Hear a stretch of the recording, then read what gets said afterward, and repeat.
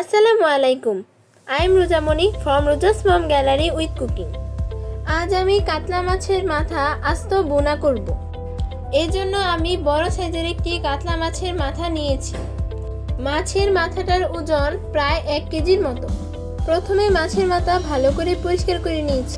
এরপর হাফ চামচ হলুদ গুঁড়ো, হাফ চামচ মরিচ গুঁড়ো ও হাফ চামচ লবণ দিয়ে এখন মশলাগুলো মাছের মাথার সাথে সময় নিয়ে এপিট ওপিট করে সুন্দর করে মাখিয়ে নিব।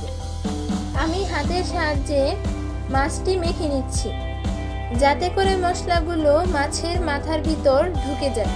মাখানোর পর মাছের মাথাটি রেস্টে রেখে দিব 10 মিনিট। এরপর চুলায় বড় প্যান বসিয়ে তেল গরম করে নিব। গরম তেলের মধ্যে মেখে রাখা কাতলা মাছের মাথাটি দিয়ে দিব। খুন্তির সাহায্যে মাথাটি উল্টিয়ে পাল্টিয়ে ভালো করে ভেজে নিব। মাথাটি সময় নিয়ে ভাজতে হবে যাতে করে পুরো মাথাটাই ভাজা ভাজা হয়ে যায়। দেখুন আমার মাছটি কত সুন্দর ভাজা হয়ে গেছে। এবার তেল থেকে মাছটি তুলে নিব। এরপর আমি মাছ ভাজার তেলে আধা কাপ পেঁয়াজ কুচি দিয়ে কিছুক্ষণ ভাজবো। পেঁয়াজগুলো ভাজা ভাজা হলে এরপর হাফ চামচ আদা বাটা, হাফ চামচ রসুন বাটা ও হাফ চামচ জিরা বাটা দিয়ে কিছুক্ষণ ভাজবো।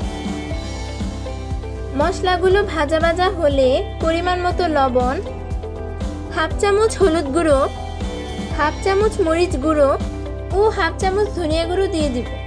এরপর আগে থেকে পেস্ট করে রাখা পেঁয়াজ ও টমেটোর পেস্টটি দিয়ে ভালো করে নেড়ে কিছুক্ষণ কষিয়ে নিব।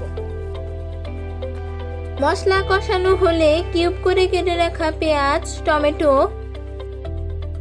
ও ফালি করে রাখা 4টি কাঁচামরিচ দিয়ে দিব।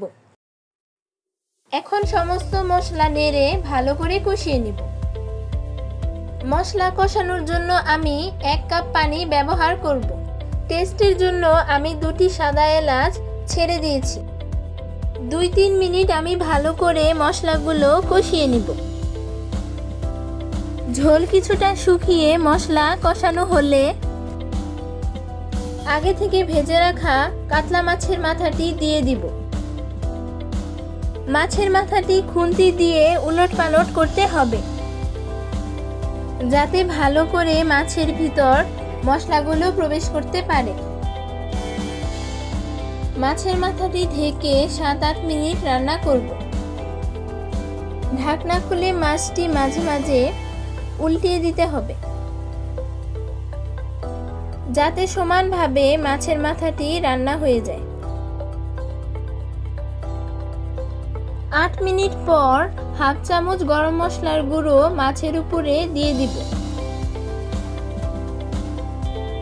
দেখুন মাছের রান্নাটি দেখতে কত সুন্দর হয়েছে।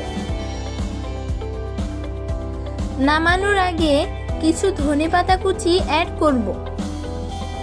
হয়ে গেল জামাই আদরের স্পেশাল মেনু কাতলা মাছের আস্ত মাথা ভুনা। এভাবে আস্ত মাথা রান্না করে খাওয়ার স্বাদই আলাদা। যে খাবে সে সারা জীবন মনে রাখবে। আপনি এটা গরম ভাতের সাথে খেতে পারেন, আশা করি ভালো লাগবে। জামাই আদরের এই স্পেশাল রেসিপিটি ভালো লাগলে আমার চ্যানেলটি সাবস্ক্রাইব করে পাশে থাকবেন এবং সেই সাথে বেশি বেশি লাইক, কমেন্ট ও শেয়ার করবেন।